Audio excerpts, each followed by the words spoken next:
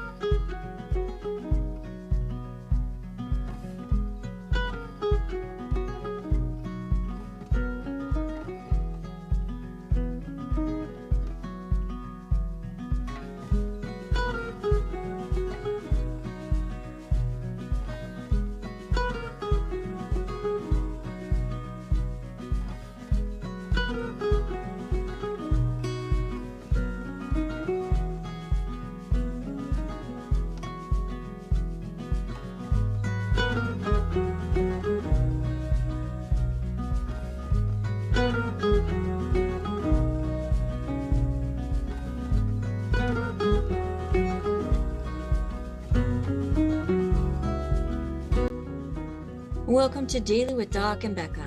This program is for education. Hello and welcome everyone. My name is Ruth Ellen Sanchez and I am going to be hosting today's Daily with Doc and Becca. Thank you for joining us today. We're looking forward to our guest speaker, Tim Marsh, has a lot to share and we're really looking forward to that. But first, I need to get a little bit of housekeeping done. So this program is not intended to diagnose, treat, cure, or prevent any diseases, nor is it meant to replace your primary care physician. It is for educational purposes only, and I think that's it. And also, Daily with Doc and Becca is sponsored by dailywithdoc.com. And if anybody invited you to this program, please get back with that person. And if you found us on your own, hello, everyone. So happy that you are here. Sorry about that. And I am going to go ahead and bring Tim on because I want him to tell us about himself because I can't find it. Anyway, I can't find your bio. I'm sorry. It was right there. That's okay. So welcome to Doc and Becca. Thank you. So this is Tim Marsh of Rooted Somatics. And tell us a little bit about yourself. Well, my name is Tim Marsh. I'm a licensed massage therapist, personal trainer, former yoga instructor, martial artist, Pilates, PTSD specialist.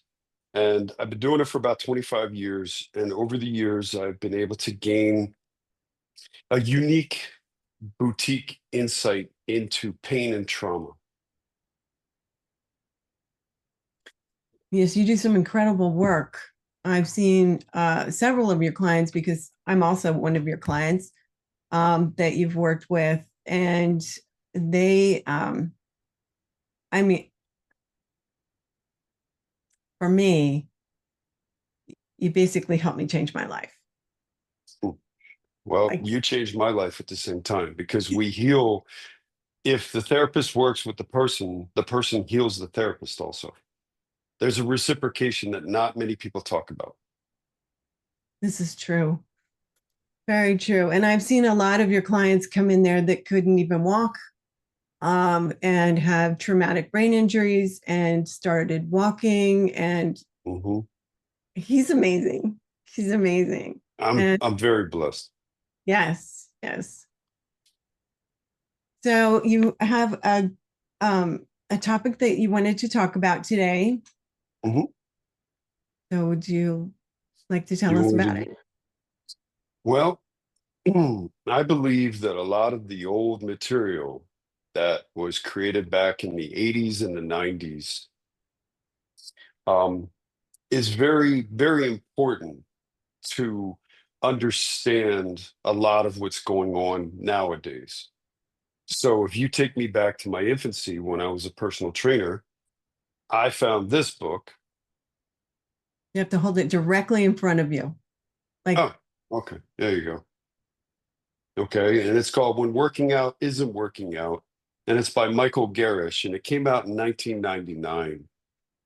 And what really made a difference for me is I've been using these ideas ever since. So it's part of one of my secret to success. And during COVID, I started to see people getting away from these concepts because they're wrapped up in the trauma of everyday life. mhm, And what I really wanted to do today, I wanted to feed clarity. I wanted everybody to feed clarity instead of feeding chaos. So, what this topic is about is what are called UFOs, right? Unidentified fitness obstacles.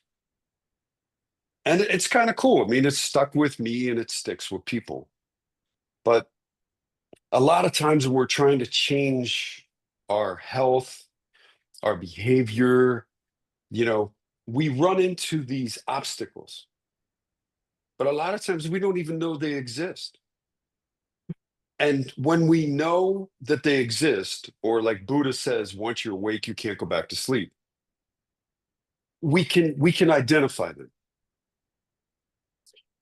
So I've been using these in every single session.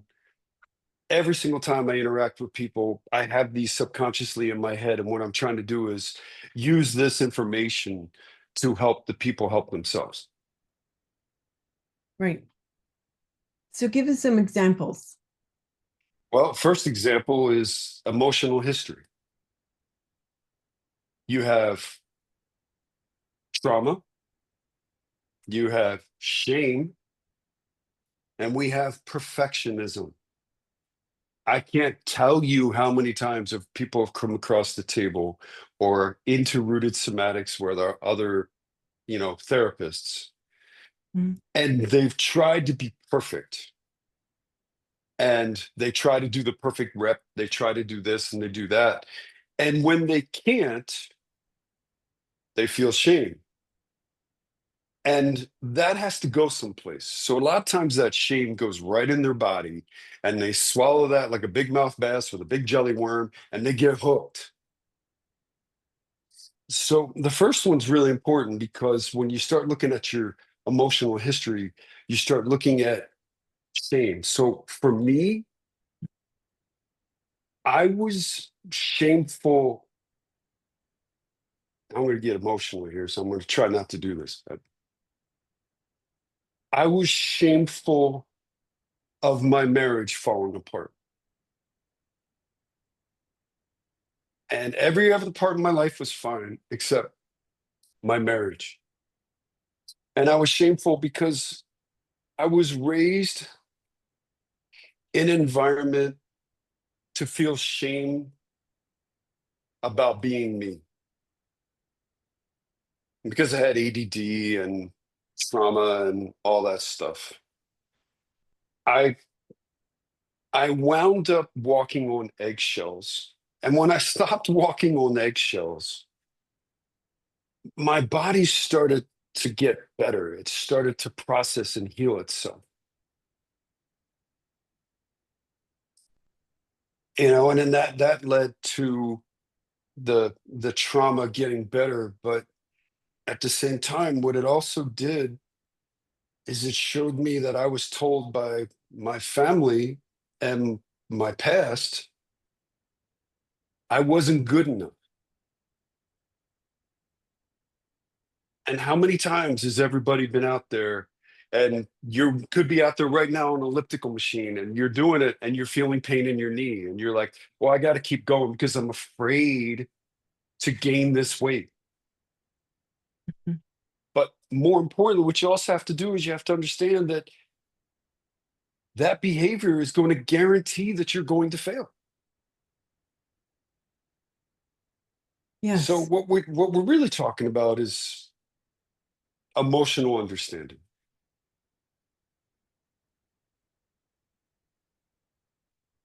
So that's where the emotional history comes in. And then number two is chronic stress and overtraining. So for me personally, I used to be about 275, 280, and I was a power lifter and, bodybuilder and martial artist and whatever else. And I overtrained and I tore my bicep. And the reason I tore my bicep is because of the shame. So you see how they match each other. Mhm. So I'm like, oh, I'm Big Tim. I can do whatever I want. And I picked up a metal, they call them a log. It's a metal steel log. And I was deadlifting 475 pounds. And I was done with it, but I racked it and tore my bicep. It wasn't that tore my bicep. It was the fact that I flipped the 700-pound tire down a football field the day before and tightened up my bicep, and the rest is history. But we all have these connections, but a lot of times people don't want to pay attention to it. They want to be able to stay where they are, but they don't know how to do anything but continue to work out because they're afraid to get fat or out of shape. And then they wind up crippling their foot. They wind up messing up their shoulder and they need surgery. And then once they have surgery, then afterwards they go, wow, that was a heavy ride. If they're lucky. Sometimes when they have surgery, they don't come back the same because they Right. beat their body up so much. So I guess what I'm trying to do with this talk is feed clarity. Help people feed clarity, not chaos. Good.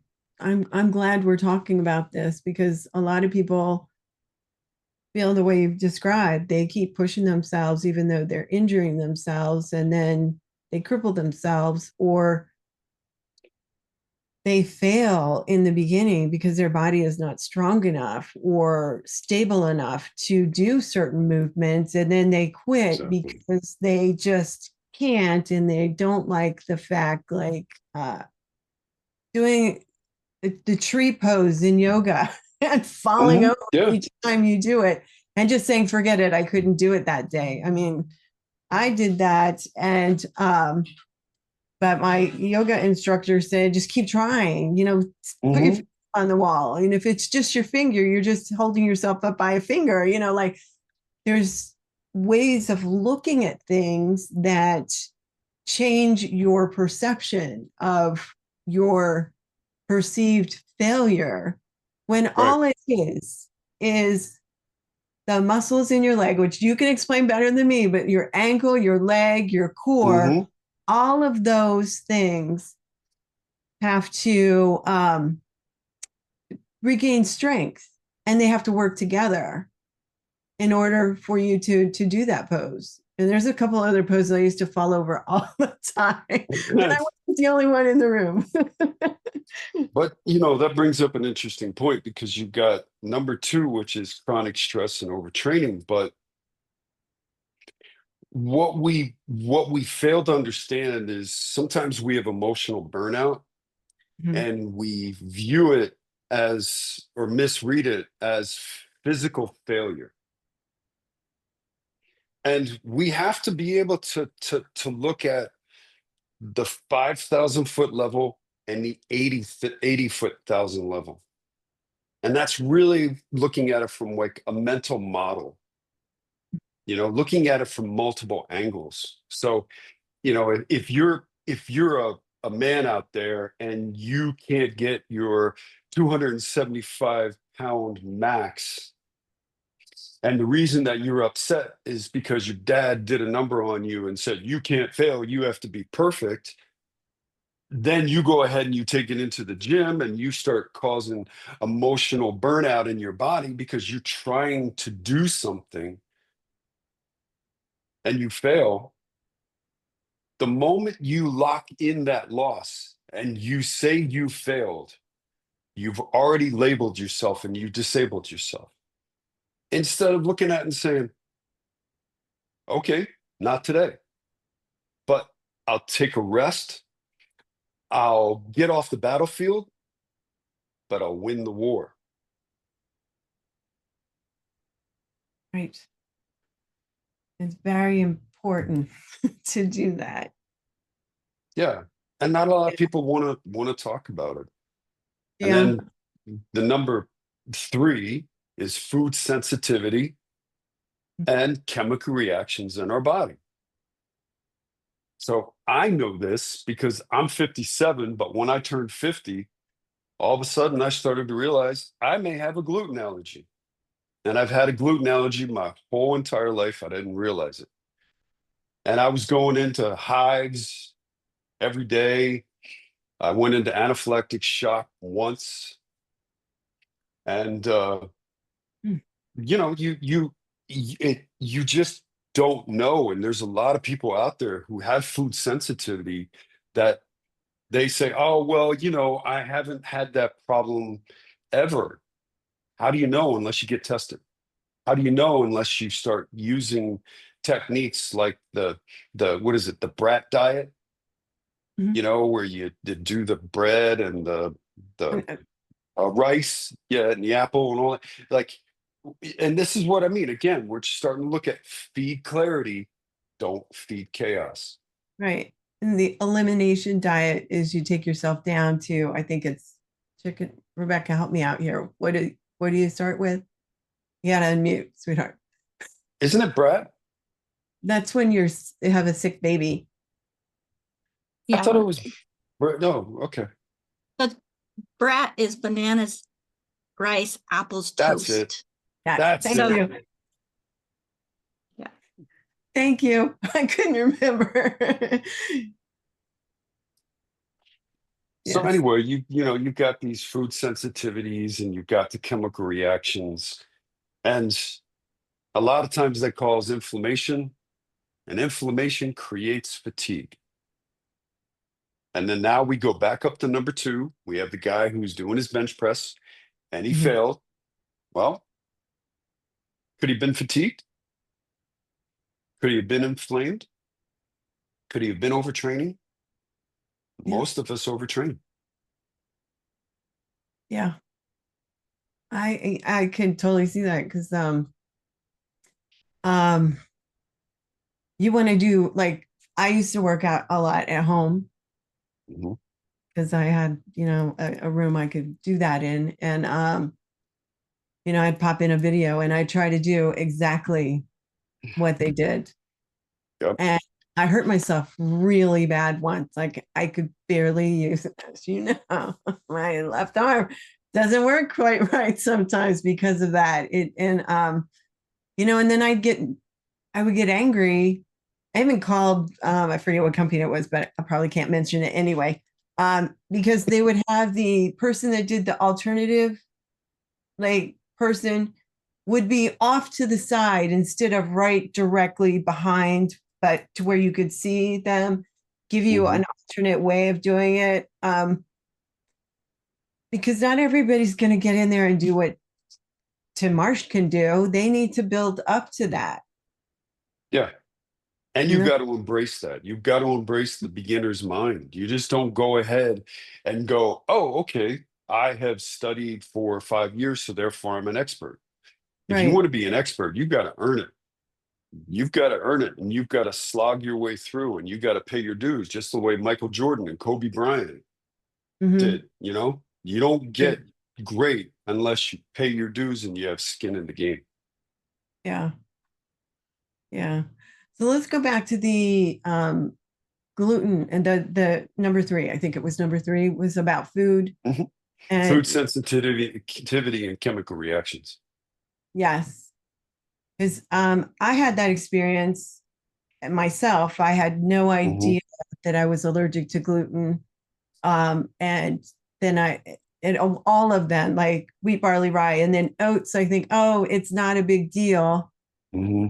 But once you clean up your diet, and then, yeah, you might be able to get away with the oats one day, but if you do it 2 days in a row, then it starts to affect you the same way because it's still got that chemical component of gluten. Hmm. And then, not to mention all of this stuff they spray on crops so that they'll ripen at the same time.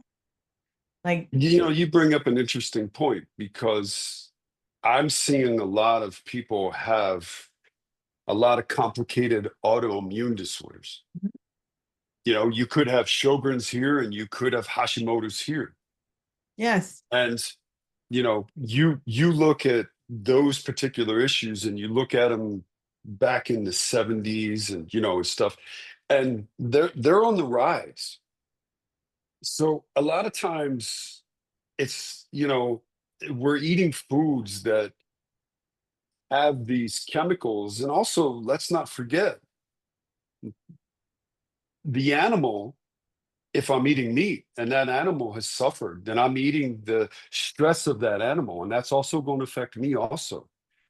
And I used to be vegetarian and vegan.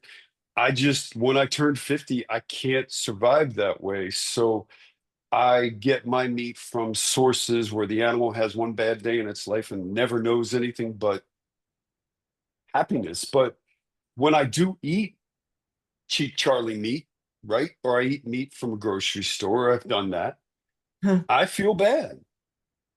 yeah, So I mean, and I'm not getting on that bandwagon. I'm not going to get about vegan and meat and all that stuff. We're all different. We're all unique. And I lived the vegan and vegetarian lifestyle, and it wasn't for me. mm, At first it was, and then my body went, okay, I'm going to find homeostasis, and I'm going to start to flip the switch.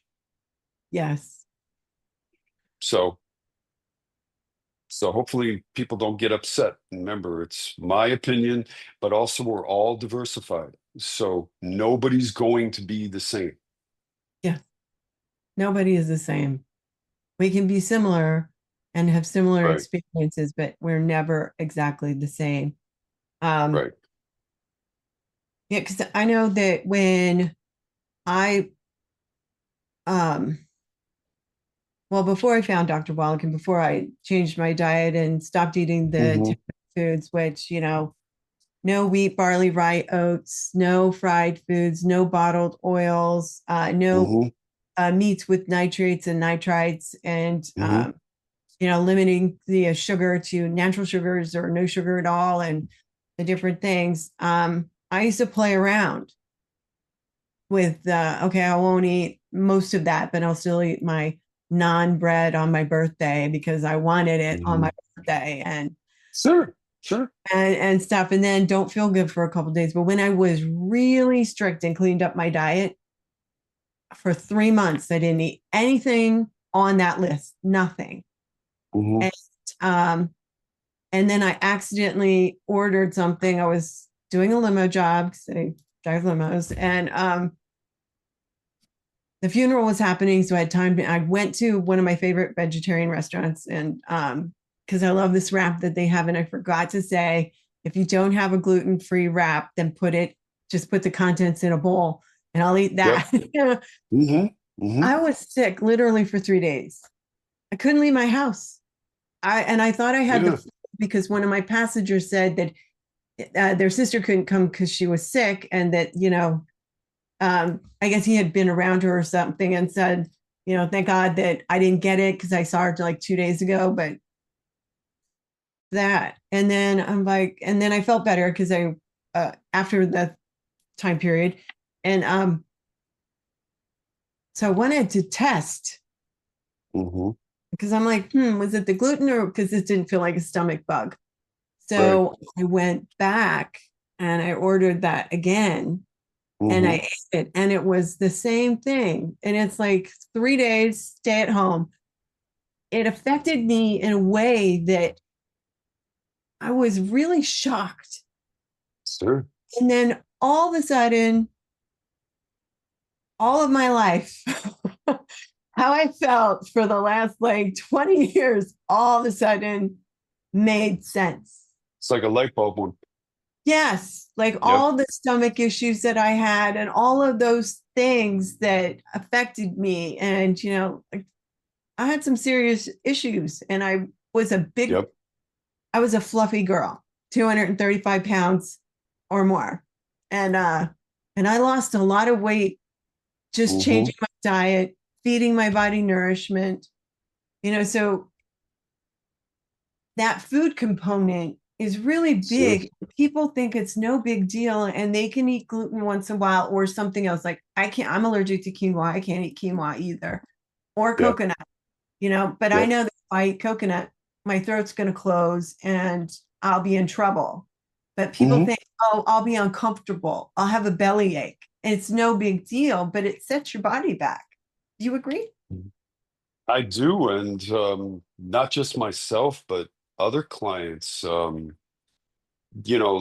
they'll be frustrated because they've hit this plateau, and they want to lose 30 pounds, but as we're working and together and I'm starting to find out and they find out about my experience and a lot of the people we have in the office are well versed in this kind of stuff, right? But once they start to clean, they're like, oh my God, it had nothing to do with me. It had everything to do with my internal system. And that's pretty much what this whole talk is about, is it's not the program. It's the software that's running behind the program. And a lot of us go, okay, well, I'll change this variable. I'll change this periodization. I'll do this and do that. And if you run into a roadblock, sometimes the best thing to do is stop, drop, and roll and start to think about what's really going on. Yeah. So Yeah. where'd we leave off? Oh, Three, I number think. 4, toxic fitness beliefs. No pain, no gain. Yeah. Okay. And then, and there are people that use that, they know it, but they think of pain from the exercise. But what when the exercise is over and you're walking down the stairs and you feel pain in your knee, right?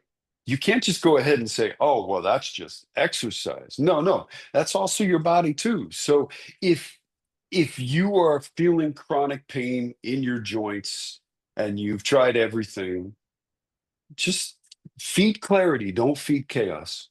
Have it checked out. Because the problem is this phrase, no pain, no gain, overrides our body's intelligence. Right. And a lot of time we're like, okay, my body is a machine and I'm going to beat it to death. And then afterwards, then I'm going to deal with the consequences. And I can tell you, I have a lot of people who are on my table on a weekly, daily basis that look me straight in the eye and they go, have I gone too far? And I said, yes, you have. And then they get surgery and then they feel better because they've gone through it. But, it's sometimes on the other side of pain is pleasure, but you got to go through it. Right. Yes. I know that one of your clients exercised to the point where they needed major surgery and it took over a year to recover. And I Yeah, think that hurts correct. because I really tried to protect that person, Right. and they were feeding a monster that could not be fed. Mm, right. But remember, that's just not that person. There's No. people like that individual who come in all the time. Right. And if you say that one voice speaks for 1,000, then one example of someone speaks for 1,000 examples of that Ex- situation. Exactly. And there are You know? thousands of us out there that exercise to a point of ridiculousness. Like in, Yeah. in high school, if I ate spaghetti dinner and I was at my girlfriend's house, we go swim in the ocean for hours to burn it off. And then I realized, like, one of my boyfriends said, what you're doing is not right. There's something wrong. And Hmm. you're like borderline anorexic bulimic, which was big words that nobody really heard about. But he literally told my parents, don't let her get up from the table for 30 minutes after she eats. And I was able to kind of break that cycle. And it hadn't gotten Right. out of control. It was just, if I would have kept going, that would have Hmm. been really bad for me. But you see, if we go back to number one, which is the emotional history, we go back to shame. We go back to perfectionism. We go back to the fact that the trauma or whatever, right? So you Right. see how these feed each other. Mhm. And, I think they're very important. Number five is mental health conditions, right? So Mhm. you take me tearing my bicep. I had ADD. I was all jacked up, 280, just having fun, overdid something. Um, or you have people that say, well, I have to work out. Okay. But remember, the title of this is When Working Out Doesn't Work Out. So when you have ADD Mhm. and you overdo it, you've got to learn how to chill out. You've got to learn how to live. You got to learn to understand that the method is the trap and the trap is the method. Right. And then seasonal affective disorder. I can't tell you how many times during the winter months I see people's emotions yo back and forth. As soon as that sun comes out, winter goes away, sun comes up, and they're like, wow, I'm a whole different person. But what Yeah. people don't understand is traditional Chinese medicine figured that out. They figured that out and they said, oh, okay, during the winter months, people get depressed. Their Mhm. blood gets cold, the water gets cold, so therefore they get depressed. And then what happens is they wind up getting into this loop.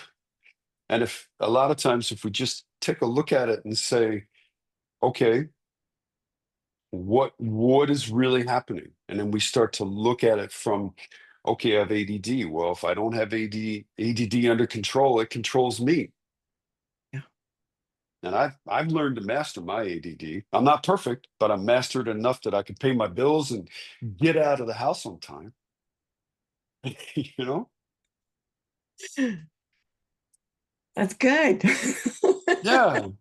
It's difficult sometimes. I have a few people in my life that have that issue, and it can be a real struggle because you just get so sidetracked and you don't even realize that you're sidetracked. I even Right. sometimes have that problem. I'll get so focused on something, and then it's like 20 minutes has gone by, and I'm supposed to be somewhere in 5 minutes. It takes Hmm. me 15 minutes to get to, or yeah. And then the last one is bio body mechanics. What is that? So that is my wheelhouse. So that's skeletal structure, that's muscular structure, that's fascia structure, that's lymphatic structure, that is postural. So you take somebody, they may have I mean, I can't tell you how many times I tell people all the time, oh, I have a rotator cuff tear on my right hip. Okay. And then I say, well, that's a progressive mistake. I've been told it can be fixed. No, it can't be fixed because it's inside. The labrum helps keep the head of the femur inside the acetabulum. Well, when that thing gets breached, you have a lot of room, not a lot of support. Right. And then that affects the skeletal structure, which affects the myofascial structure. So, anyway, during all this time, they're inflamed. And what people really need to truly understand, not understand, but really understand, when you're inflamed, you will not lose weight. Your body won't let it happen. If you're in pain, you won't lose weight. No, you won't. Right. You will not lose So, weight. right. So That's right. this is the truth. This is the truth. And so anyway, so now you've got these 6 issues, right? Hmm. Now, how do we like rewrite from the inside out?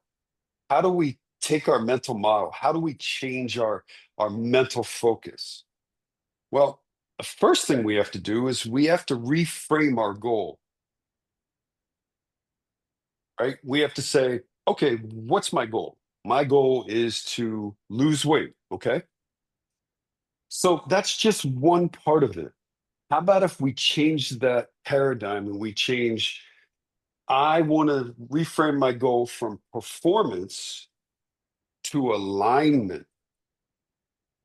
So now my goal is to say, oh, okay, I'm not just going to focus on weight loss. I'm going to focus on my mental weight loss. I'm going to focus on my physical weight loss. I'm going to focus on my spiritual weight loss. What I'm going to do is focus on me as a collective, holistic individual instead of this Domine Gato, Mr. Roboto stuff in the gym where it's like, okay, I do this, I should get this. No, you shouldn't. Life is about diversification. So a lot of times, I mean, we talked about people who harmed themselves.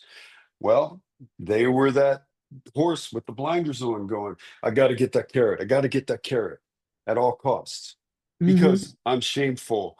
Oh, I'm burned out, but I made a mistake because I think it's because it's a physical issue on my behalf. I've got possible food allergies. I've got chemical reactions in my body.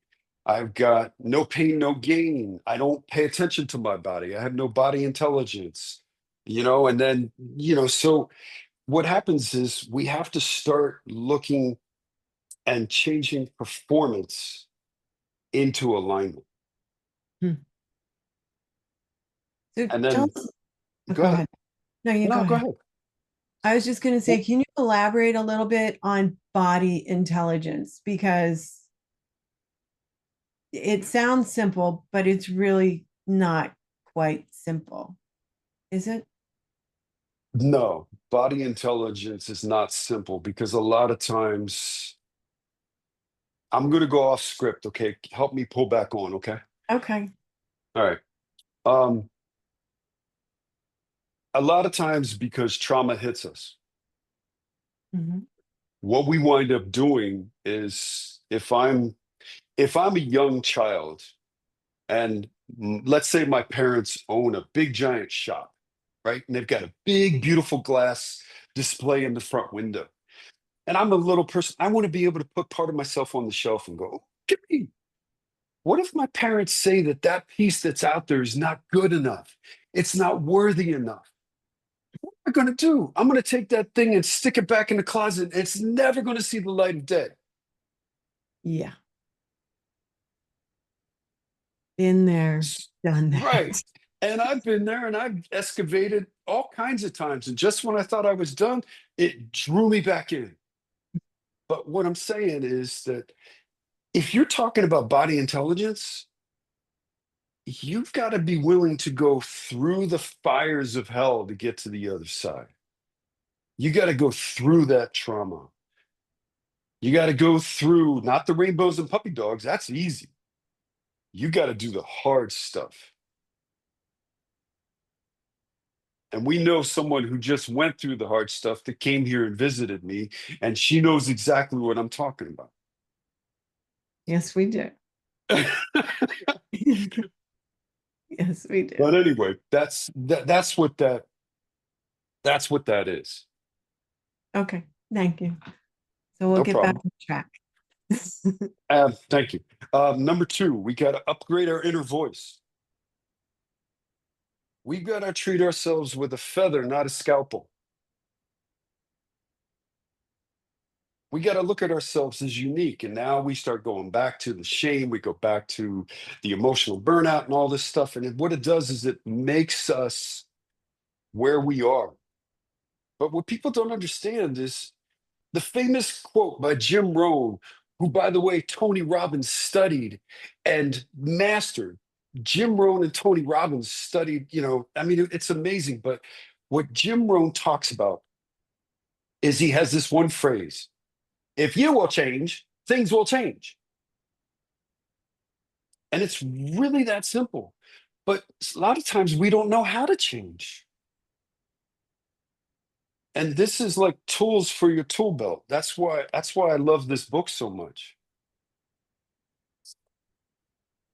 But so when we start talking about talking to ourselves with a feather instead of a scalpel, we got to understand we're human. We got to understand we're going to make mistakes. We're going to understand we're spiritual beings having human experiences. Yes, we are. We have Yeah. to remember that. And we have to be easy on ourselves. And for God's sakes, we have to be easy on each other too. Yeah. I mean, I grew up in a toxic environment that would make people throw up. Yes, you did. But what happened? I chose to survive. I said, I will not allow that which tried to kill me. I owned it. I accepted it. Mhm. And I paid my dues. And now I have a PhD in pain and trauma. And now I help people get out of it. But I use my inner voice. My inner voice used to be really bad because I never had one. I was taught never to have one.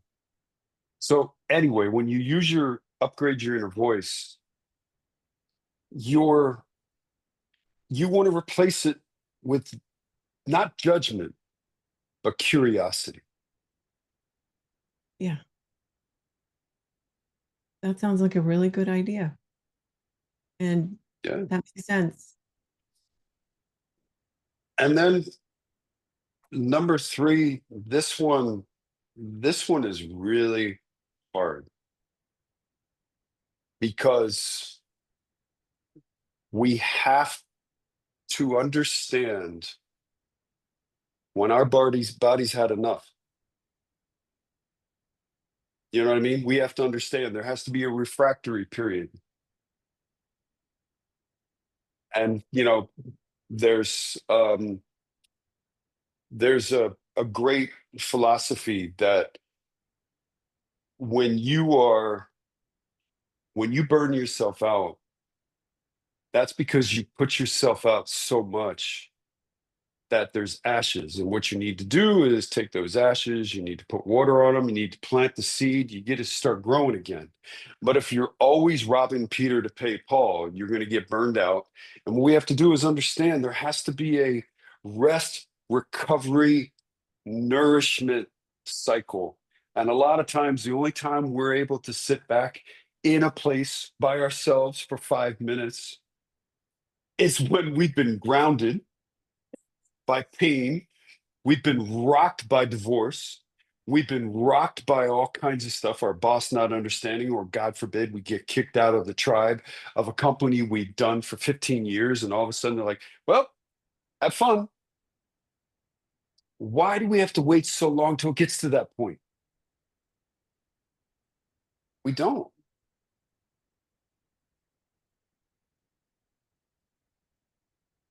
No, we don't. Why do we think we have to hit rock bottom and go? Maybe it's because that's the way we learn. Maybe that's the way if a baby's touching a hot stove, it burns its hand and goes, okay, Mhm. okay, I'm never going to touch that again. Maybe that's it.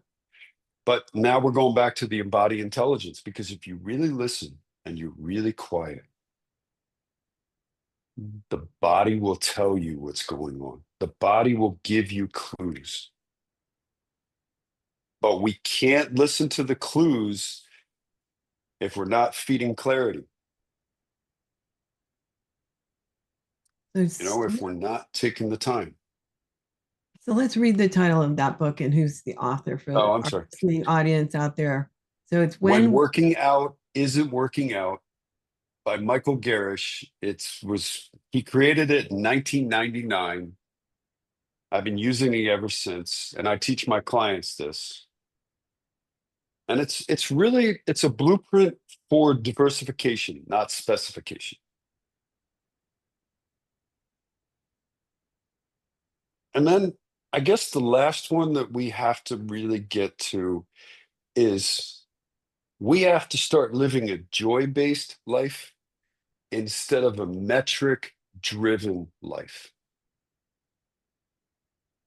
Instead of sitting there and going, oh my God, I've got my Apple Watch on, I've got to hit my goals, right? We have to be able to stop and go, I'm pretty blessed to move my body and move it in a certain way. And I need to be able to love myself. I need to be able to nurture myself. So that means I may have to back off to refresh, to become joyful again, you know, instead of metric driven. And in my industry, a lot of people who come to me and, the people who work there at Rooted Somatics, they're so wrapped up in the metrics that they don't even know how to have fun. Yes, I know a couple people like that. And so do you. Yes. That's a hard one for some people. It is, because now you've got to get into what's called body talk. And this is the last part of this. You've got to be able to talk to your body, because your body will hold the score. Everybody's probably heard of the famous book, Besser van der Kolk's Body Keeps the Score. But before him, there was a person, Paul Levine, that wrote a book called Walking with the Tiger, right? And what it means is that our body is not there for us to beat up. Our body is for us to become cohabitating. We're synergistically. Our mind and our body have to be synced up. The body's just not something that I can keep pushing around, because eventually you're going to blow a head gasket, or you're going to blow a gear, or you're going to have all kinds of problems. So this talk, I wanted to give people a different way of looking at it. Mhm. And the best example is the two prisoners story. There's two prisoners, they're in a cell. Right. They're looking out a window. The one goes, oh man, look at all the garbage down here. And the one guy's, yeah, look about the sky. We have to be able to take that time to put on a different set of glasses and look at our lives from a different standpoint. And hopefully we get to a point where our joints can last a lot longer. And then we don't have to have artificial joints, because when you have an artificial joint, you have a change in postural, you have a change in structural dynamics and stuff. So therefore, you've just changed a lot more. So hopefully this helps people see a different side of the equation. Yes, and this was very informative.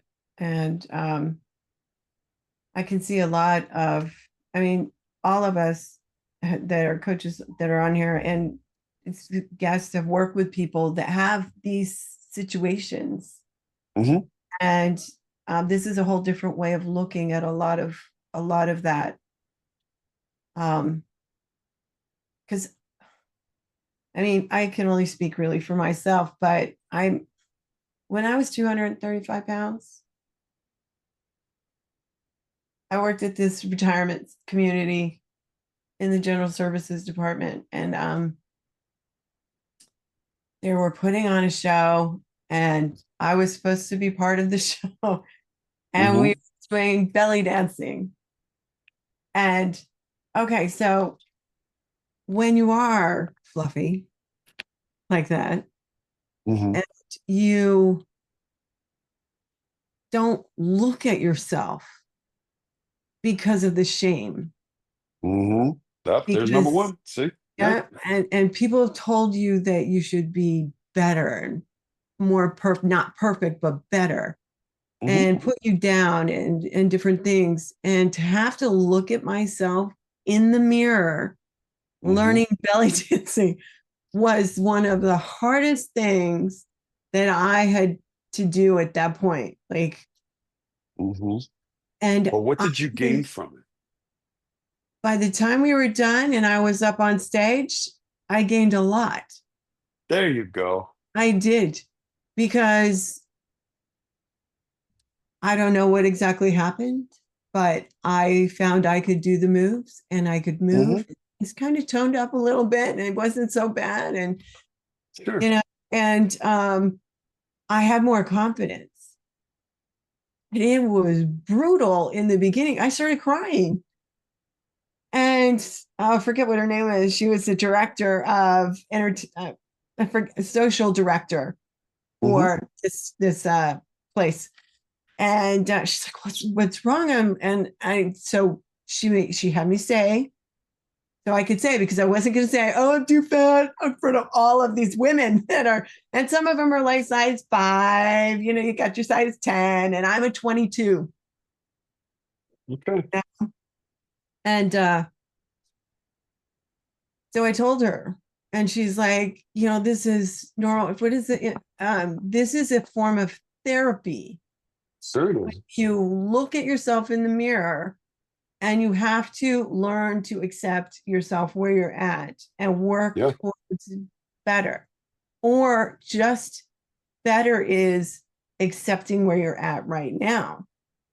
Hmm. And I remember the first show, the newspaper was there, and I'm walking down the aisle doing my thing, and I posed for the guy so that Yeah. he could take a picture. Like, I wouldn't have done that like the 2.5 months before, because Hmm.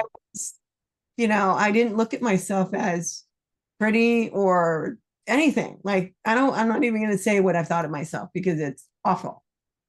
It's a But scalpel, not a feather. yes, I had to use a feather. I fluffed myself a little bit off, and then That's it. Yeah. Yeah. and other thing too is I was able to start exercising, and I Yep. knew, because she taught me, she Hmm. taught what my limits were. If something hurts, this is the kind of hurt that's normal. But if you keep doing it and it hurts at that normal, then you're pushing, and then you're going to have like pain, like that's bad, like No tearing your pain, no bicep. gain. Yeah, Right. exactly. Yeah. Yeah. I Yeah. think that I think that the one thing I want to add with that is when we get to a point where we're tired of feeling pain and we've realized that it's cost us so much, the moment we're no longer willing to sacrifice that cost is the moment that life switches and flips. And a lot of times, my job as a compassionate body worker who brings pain, because, not everybody can take me, right? No. And I know that, okay? But when I do it and I get you to get on that stage and expose your belly dancing, and I get you to understand that you have to go through the pain to get to the other side. Mhm. Like Pema Chodron said in her famous book, "Let pain be the doorway towards salvation," right? You're basically looking at it and saying, I've got to get to the other side. But to Mhm. do that, you can't go around it, you can't go under it, you can't go, beside it. You've got to go through it. So I hope everybody out there, if this has resonated with you, I hope you've taken a couple of this stuff. I hope you have a really good um, body talk session with yourself. But more importantly, go belly dancing. It's amazing, actually, because it did inspire me after that. Yeah, I lost a bunch of weight. I that's got fit, awesome. I got healthy, and I didn't actually. I dropped in size, but not necessarily weight, because I was able to. I mean, my muscles were toned. I was able to actually start exercising in a healthy way, and I Right. would get up every morning at 5:30 in the morning for a very long time, and I would exercise before I would go to get ready for work. And that was a big thing for me because I'm a night owl and I like to sleep in. And we do have a couple hands up. So AJ, You would like to unmute and join us on the screen. There you go. Tim, I mean, I hear you, but what can we do at home? Do we need to meditate? Are there other techniques? And you talked about the inner voice. How do we hear the inner voice? Like, That's a what great question. do we really do? You can journal. You can journal. Journal. Okay. You could talk to friends about it. You could walk out in nature. You could go for a hike. A lot of times people, we don't want to spend time with ourselves. And from a Buddhist standpoint, that's where a lot of our problems exist, is because if we can't stay in the room by ourselves for 10 minutes, then we don't even know who we are. So we're on Facebook, we're on social media going, oh, I got to learn. No, what you're doing is avoiding. You know, when you're able to really look at, and also you can get a therapist. I mean, I can't tell you how much therapy has helped me. This time in my life, when I was traumatized, when I was younger, I was angry. I wanted everybody to pay the price. Right now, I can talk to a therapist. I have therapists. You know, I need a therapist. I'm wallowing in the cesspool of all this trauma that everybody's going through. But a lot of times it's just start. Just start. And when you get to the point where you're like, oh, this is not working, don't grab up the scalpel, grab the feather and go, okay, what else can I do? And a lot of it is just getting out of your comfort zone, because comfort equals death. You know, it equals that slow death. You get into the matrix, you eat your piece of steak, and you're like, wow, this is pretty cool. But then life comes by and smacks you in the head and says, hey, let's take a look at it from a different angle. But there's all kinds of different ways. But you have to be willing to say enough is enough, and I'm going to do it. And have, like I talked about before, what is the belief? What is the conditioning? And what means a lot to you? Not the weight, it's how you feel with the weight loss. I mean, I went from 280 to 235. I had a torn bicep, and I'm like, great, now I can't be Big Tim anymore. So I became a yoga instructor.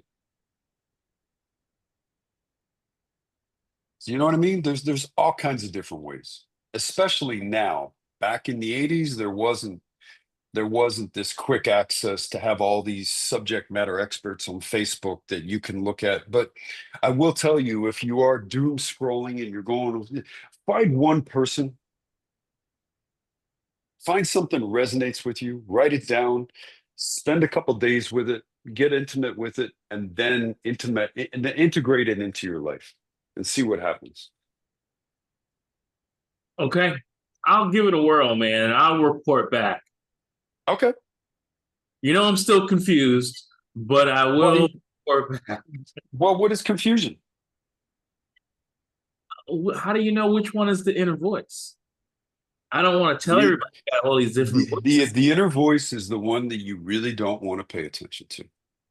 The inner voice is the one that you will shut off as quickly as it starts to talk to you.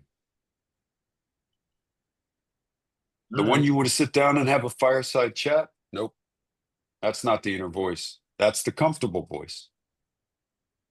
And there's some great books out there. Look up Body Talk and look up Feldenkrais and Alexander Technique and all these different things. I mean, I'm sure, you know, you can go to the bookstore and how to talk to yourself and all that stuff. But a lot of us would rather chew glass than really look at ourselves truthfully. Thanks, Tim. Thank you. And Miss Rebecca Dukes, you have your hand up, so let's unmute. Yeah, there you go. Hey, Tim, Ruth Ellen, Tim, fantastic. I love this. Awesome. And experiencing your table I think really gives me a greater personal insight as to what you're talking about. Yeah. Because it's not just hearing somebody talk, it's Mm-mm. actually feeling it happen. Yeah. Which And is, there's a lot of stuff. I mean, remember I told you, we don't die by the snake bite, we die by the poison it puts in us. And a lot of times the industry is looking for the snake bite. mhm. And what we have to do is we got to get in there and get that poison and get it out and let your body do what it's supposed to do, heal itself. Yeah. Well, and that healing part has to do with one of the questions Donna is asking. What can we do to help ourselves get out of depression? Ooh. Well, I can honestly say that I was depressed for a very long time in my life. And when I realized this next statement, it helped me, and I hope it helps Donna. Depression is anger turned inward. Mm. Mhm. So let's say that That again. was Depression de- is depression is anger anger turned inwards. words. So when I work with people who are chronically depressed, they have a therapist, that's fine. A lot of times what I'm finding out is they're depressed because they were either traumatized, they were told that they don't matter, they were told that their opinion, they're not supposed to have an opinion. And other times it's also a chemical reaction in your body. And from my experience, a lot of people who have been depressed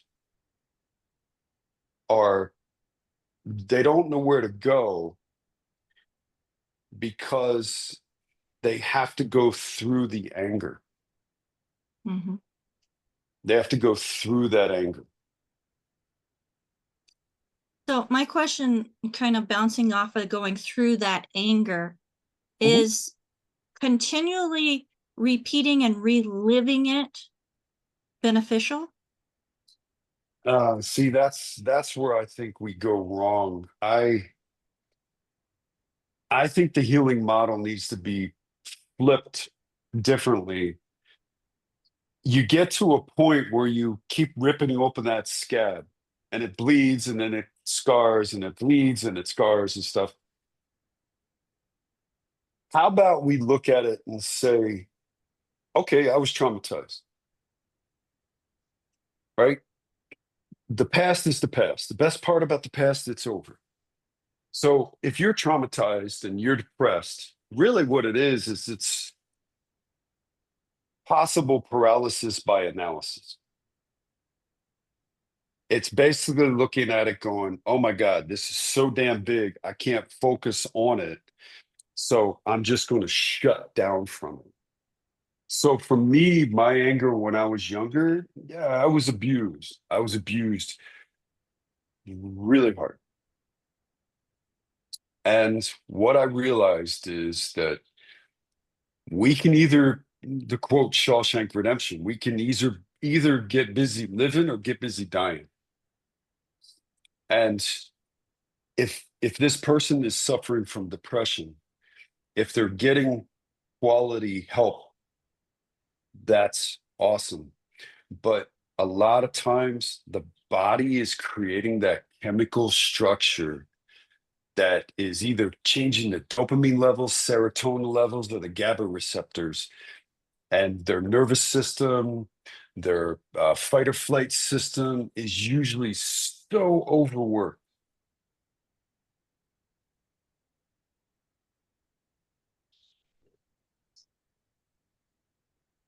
I remember being depressed and stuck. Didn't think that Yeah. there was. Yeah. You're like, where am I going to go? Like, what do you do? And then somebody throws you a lifeline. For Yeah. me, my lifeline was the fact that I learned my craft. So all hell was breaking through in my personal life, but nobody could touch my professional life. I was healing people and helping people. And I mean, you got to think about what kind of cosmic dog stuff I stepped in, because I've had a lot of people on the table and they've healed me just as much as I've helped them. And as healers, I mean, there's a lot of that reciprocating. Yeah, Just it's a two-way street. It's not my way or the highway. It's okay, I'm sharing myself with you. You share yourself with me. I take a little piece of my soul. So when we're born, our soul's fractured into 12,000 pieces or more. And every day we just got to pick up a little bit and go, okay, I'm going to come back there. Right. And then, you start there. There's a great book out there called Swallowed by the Snake.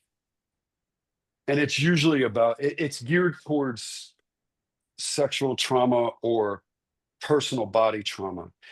And if I get swallowed by a snake, how do I get out? I realize that I'm a human being. I can manifest a fork and a knife. And what I do is I pull out the fork and the knife, I'm inside the belly, and I start taking one bite at a time. And before you know it, I've eaten my way through the snake and I'm out to freedom. So just that person for depression, just try to take one bite and the next day take another bite and try to change 10% every single day. Don't go full bore and say, okay, I'm going to write this major drama page. Just one bite. If you're overweight, do what I do. You have three options when it comes to working out. There's days when I get up in the morning and I'm sitting there and I'm like, man, I don't really want to work out. But what I do is I made a goal with myself that at least if I get on my recumbent bike and I just do that for a half hour and then I do my 100 reps of an exercise, that's it.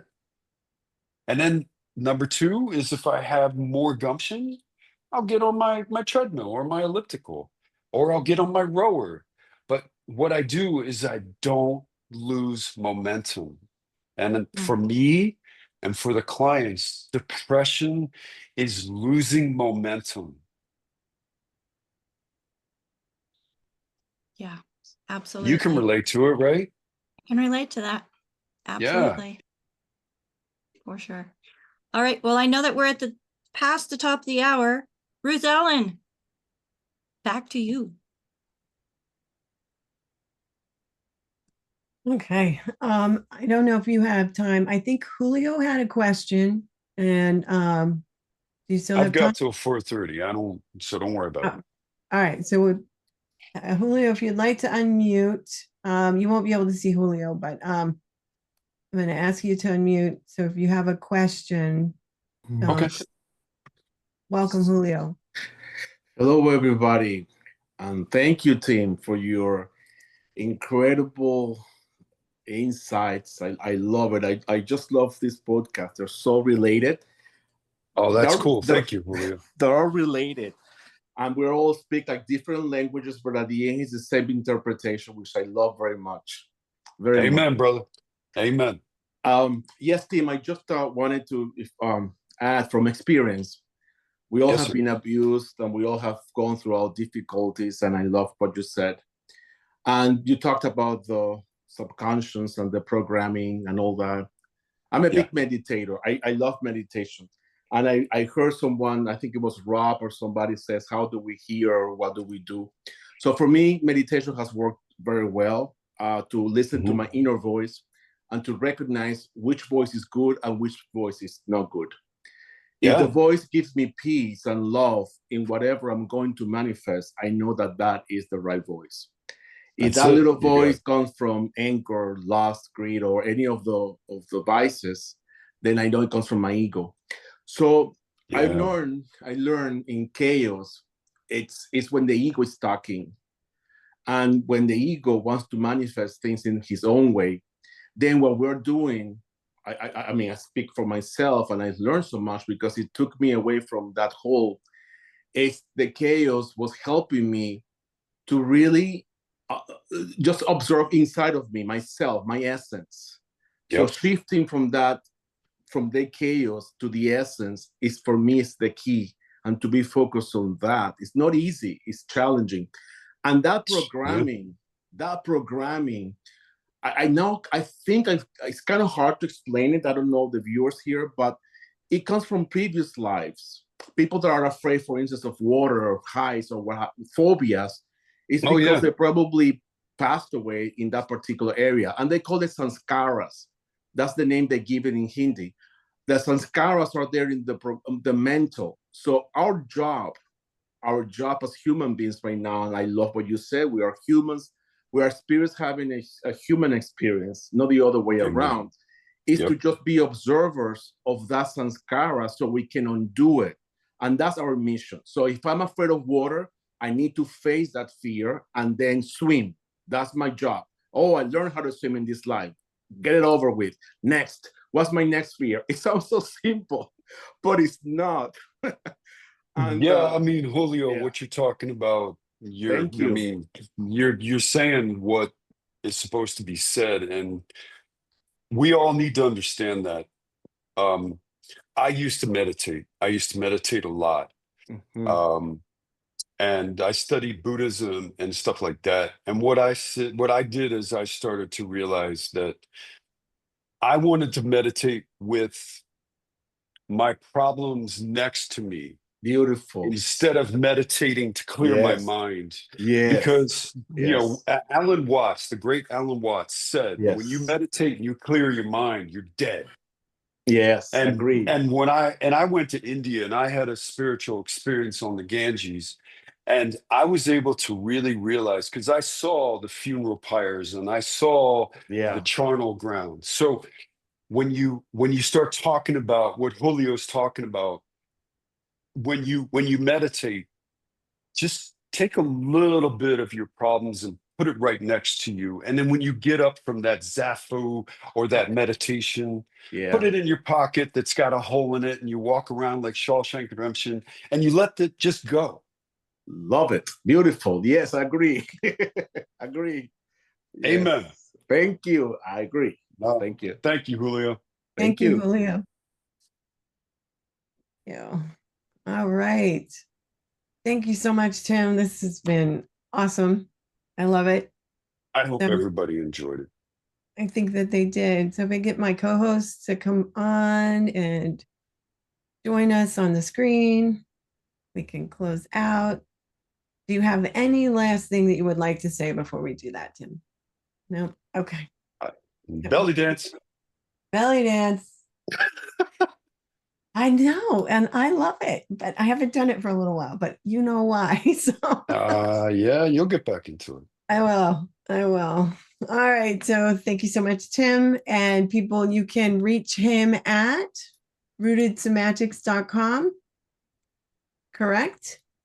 And a Rooted Somatics Facebook page on Facebook.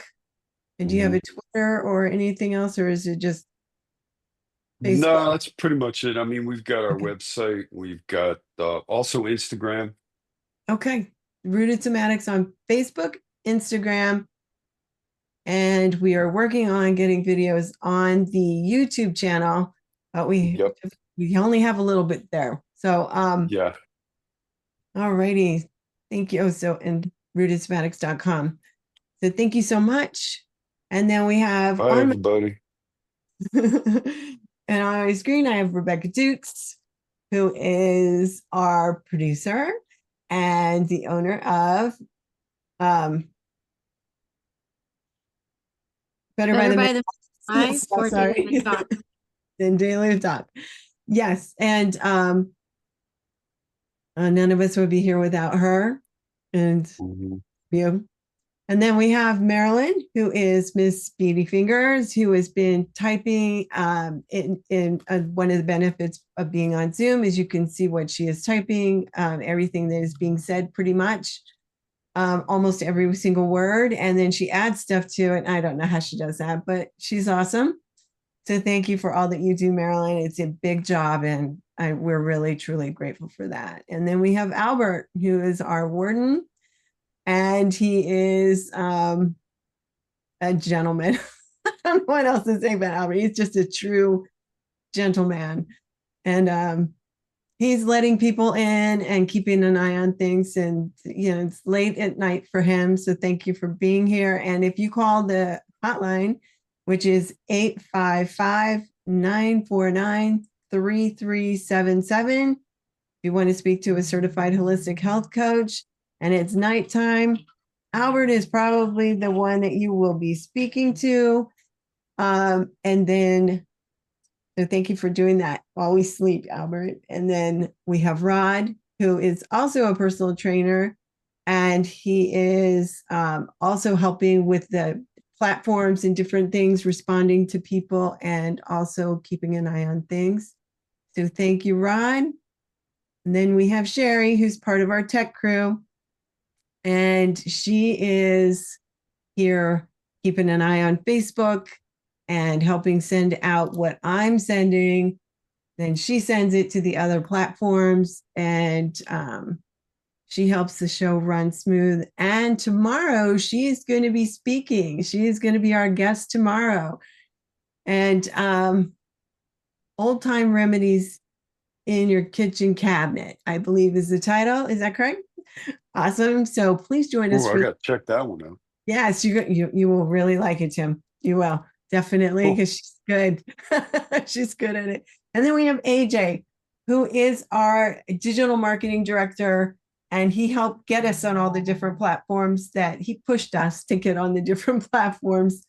And there is not enough words to say what he does for us here on Daily with Doc and Becca. There aren't words. So thank you for all that you do, AJ. You are a true gem. So glad we found you.